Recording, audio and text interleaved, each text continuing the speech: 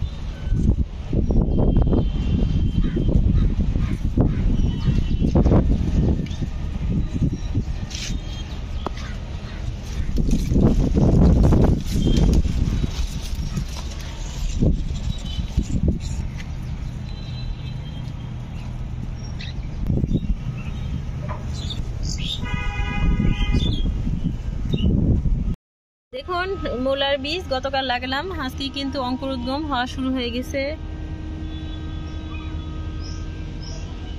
খুব দ্রুত মূলার বীজ অঙ্কুরোদ্গম হয়। খালি চোখে কিন্তু খুব সুন্দর দেখা যাচ্ছে, ক্যামেরায় কতটুকু দেখা যাচ্ছে এটা বুঝতে পারতেছি না। আর এখানে আমি যে আজকে কলমি শাকগুলো কেটে নিয়েছিলাম, এর ডাটাগুলো লাগিয়ে দিব।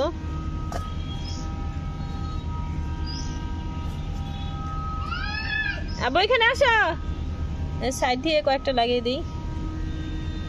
3টা করে একসাথে লাগাবো, তাহলে সুন্দর হবে। আব্বু আস্তে আস্তে আসো, বৃষ্টি হয়েছে, পড়ে যাবা। এখানেও লাগিয়ে দিই। বিসমিল্লাহির রহমানির রহিম।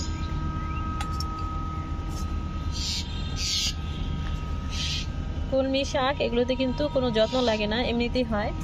আপনাদের যাদের ছাদ আছে কিংবা বারান্দা আছে, তারা কিন্তু ছোট যে তেলের কন্টেনারগুলো থাকে সেগুলোর মধ্যে কিন্তু কিছু মাটি নিয়ে এভাবে কলমির ডাটাগুলো লাগিয়ে দিতে পারেন। খুব অল্প সময়ে কিন্তু এগুলো বাড়বে।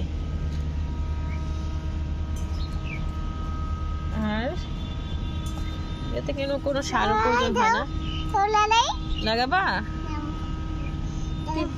3টা করে লাগাও একসাথে। হ্যাঁ, লাগলে সুন্দর হবে, তাড়াতাড়ি গ্রোথ হবে। একটা না লাগিয়ে 3টে লাগালেই বোধহয় ভালো হয়। না, 3টে লাগাও। এখানে লাগাও। বিসমিল্লাহ বলো, বিসমিল্লাহ বলো। এভাবে আমি সবগুলো লাগিয়ে দিব, সাইড দিয়ে লাগিয়ে দিব। আর মাঝখানে কিন্তু আমি মূলার বীজ ছিটিয়ে দিছি। দেখুন কত সুন্দর অঙ্কুরোদ্গম হচ্ছে। আর যেহেতু বৃষ্টি হয়েছে, বৃষ্টি হওয়ার কারণে অঙ্কুরোদ্গমটা আরো বেশি ভালো হচ্ছে। আর উপরে মাটিগুলো চলে গেছে বীজের উপর থেকে, তাতে কোনো সমস্যা নেই। কিন্তু মহান আল্লাহ রাব্বুল আলামিন খুব সুন্দর অঙ্কুরোদ্গম দিচ্ছেন। লাউ ফুলের পরাগায়ন করি। এখানে একটা স্ত্রী ফুল আছে, 2টা পুরুষ ফুল আছে। একটা পুরুষ ফুল কেটে স্ত্রী ফুলটা পরাগায়ন করে দেই। ফুলটা মোটামুটি ফুটছে, কিন্তু তারপর পরাগায়ন করে দিব, তা না হলে দেখা যাবে পুরুষ ফুলটা নষ্ট হয়ে যাবে।